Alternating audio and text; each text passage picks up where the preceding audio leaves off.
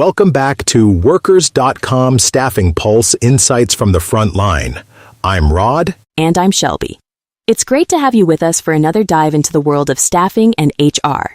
Today, Shelby, we're tackling a topic that's been keeping a lot of our listeners up at night, and frankly, us too.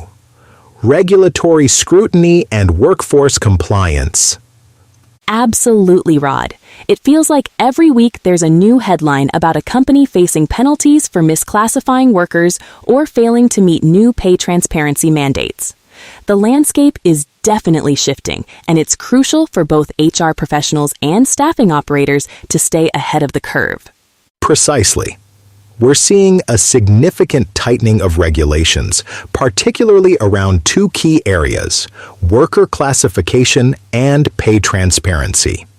These aren't just buzzwords, they have real, tangible impacts on how businesses operate, how they hire, and ultimately, how they budget. Let's start with worker classification. For years, the independent contractor versus employee debate has been a complex one. But now, it feels like the lines are being drawn with a much thicker marker, and the penalties for getting it wrong are becoming much more severe. You hit the nail on the head. Historically, many businesses have leveraged independent contractors to gain flexibility and reduce overhead. However, regulatory bodies at both the federal and state levels are increasingly scrutinizing these arrangements. They're looking beyond the contract and examining the actual working relationship. And this scrutiny is driven by a desire to ensure workers are receiving the benefits and protections they're entitled to as employees, such as minimum wage, overtime, unemployment insurance, and workers' compensation. Exactly. Think about the ABC test, which has been adopted by several states, like California, and is influencing discussions nationally. It essentially presumes a worker is an employee unless the hiring entity can prove otherwise by satisfying three specific criteria. That's a huge shift from a more employer-friendly test. The burden of proof has flipped. It's no longer just about having a signed 1099. It's about demonstrating that the worker is truly independent in their business operations. And for staffing agencies, this is particularly critical. We often place contract workers on behalf of our clients.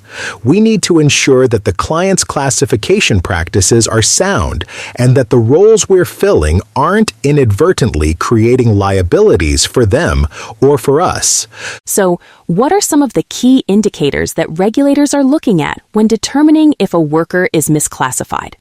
A few things come to mind. First, the degree of control the hiring entity has over the worker. This includes things like setting hours, dictating how the work is performed, and requiring specific tools or training. If the company is essentially directing the worker as if they were an employee, that's a red flag. Second, the permanency of the relationship. Is this a project-based engagement, or is it an ongoing, indefinite working relationship? Long-term, consistent engagements lean towards employment. And third, the worker's opportunity for profit or loss. Independent contractors typically have the ability to realize a profit or incur a loss based on their own management of the work, their own investments, and their own initiative. If their compensation is fixed and not tied to their business acumen, that points towards employee status. This is where staffing firms really need to partner closely with their clients. We can't just assume a client's classification is correct. We need to ask the tough questions and understand the nature of the work being performed. Absolutely. It's about due diligence. Staffing agencies that proactively educate their clients on classification best practices and even offer guidance on structuring engagements to mitigate risk will be the ones who thrive in this environment. It's a value add that can differentiate you. And the consequences of misclassification are significant. We're talking about back wages, unpaid overtime, penalties, interest, and potential legal fees, not to mention the damage to a company's reputation. And it's not just about the legal ramifications, it's also about the ethical considerations. Ensuring workers receive fair compensation and benefits is fundamental to building a sustainable and equitable workforce. Now, let's pivot to the other major area of increased scrutiny: pay transparency. This is a rapidly evolving space, with more and more states and cities enacting laws requiring employers to disclose salary ranges and job postings. This is a game changer, Shelby. For decades, salary negotiations have been somewhat of a black box. But now, the expectation is that candidates will have a clearer understanding of the compensation range for a role before they even apply. The goal here is to promote pay equity and reduce wage gaps, particularly for women and underrepresented minorities. By making salary information public, it's intended to level the playing field and empower job seekers to negotiate from a more informed position. We've seen laws enacted in places like Colorado, California, New York, and Washington, to name a few. And the scope of these laws is broadening. They're not just about the advertised salary. Some are requiring disclosure of other forms of compensation as well, like bonuses and benefits. And it's not just about external job postings. Some laws are also requiring employers to provide salary range information to existing employees when they are promoted or transfer to a new role. This presents a significant challenge for HR departments and staffing agencies. It requires a comprehensive review of compensation structures, a clear understanding of job leveling, and a willingness to be more open about pay. For staffing agencies, this means we need to be able to provide our clients with accurate salary ranges for the positions we're recruiting for. This requires a deep understanding of the market, the specific role, and the client's compensation philosophy. And it's not as simple as just picking a number. These laws often specify that the salary range must be comprehensive, meaning it should reflect what the employer reasonably expects to pay for the position. This requires careful analysis and often collaboration with the client. So, what are some practical steps HR professionals and staffing agencies can take to navigate these complexities? For worker classification, the first step is a thorough audit. Review all your independent contractor agreements and assess the actual working relationships. Consult with legal counsel to ensure your classifications align with current federal and state laws. And for staffing firms, this means having robust conversations with your clients about their classification practices and the roles you're filling for them. Document everything. On the pay transparency front, the key is to develop a clear and consistent compensation philosophy. Understand your job architecture, conduct regular market analyses, and ensure your salary ranges are competitive and equitable.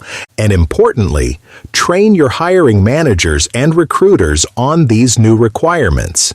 They need to understand what information can and cannot be shared and how to communicate salary ranges effectively and legally. For staffing agencies, this also means building strong relationships with your clients to obtain the necessary compensation data.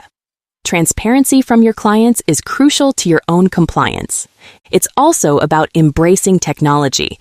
There are tools and platforms available that can help with compensation benchmarking, job grading, and even managing compliance with pay transparency laws. And staying informed is paramount.